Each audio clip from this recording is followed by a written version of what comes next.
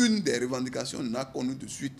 Le gouvernement n'a même pas voulu qu'on discute de la plupart des revendications. Lorsque les gens disent mettez de l'eau dans votre vin et tout ça, non, il n'y a rien eu, aucun effort. Puis on nous a rencontrés, médiateurs de la République, Conseil économique et social, les têtes couronnées, les confessions religieuses, pour nous dire que s'il y a, on a présenté nos revendications, on dit allez voir le président. Lui, il estime que lui, il avance tête baissée. Tout ça a été fait. Et puis la tentative de corruption, et vous avez vu, des motions ont été levées par des gens, certainement, qui ont voulu s'entendre avec le pouvoir, les gens de l'IMP et d'autres, qui ont levé. Mais les travailleurs sont fermes. Aujourd'hui, s'il n'y a pas rétrocession des défalcations opérées, s'il n'y a pas satisfaction des revendications, les gens ne reprennent pas. On dit que même pour qu'on s'asseye pour discuter aujourd'hui, il faut que le gouvernement montre qu'il est de bonne foi.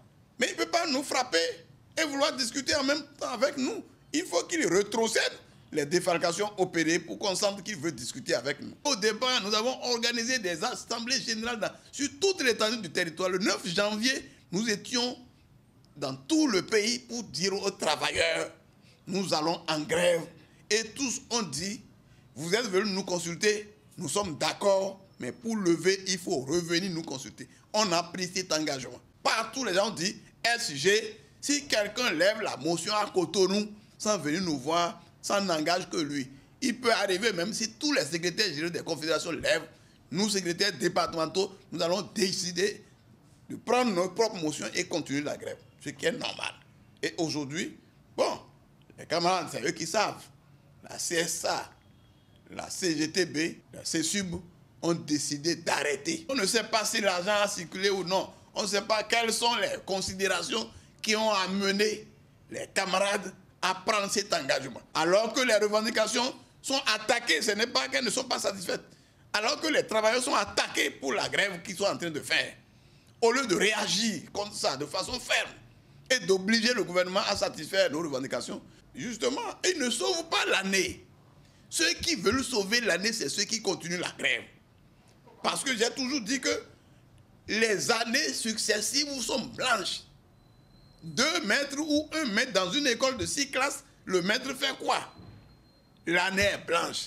Des vacataires dans un collège, 80-90% de vacataires, qui sont sans lendemain sûr, qui pendant les vacances sont sans salaire, qui courent de collège en collège, ne sont pas concentrés pour s'occuper de leurs élèves.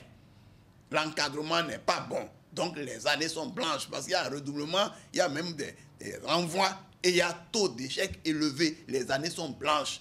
Donc notre grève qui vise à recruter des enseignants au primaire, au secondaire, à l'université. Le statut particulier de l'enseignant, c'est par rapport à ces conditions, pour qu'il s'occupe rien que de l'enseignement, pour qu'il ne soit pas obligé d'aller faire de petits jobs. Même chose pour l'agent de santé, ainsi de suite.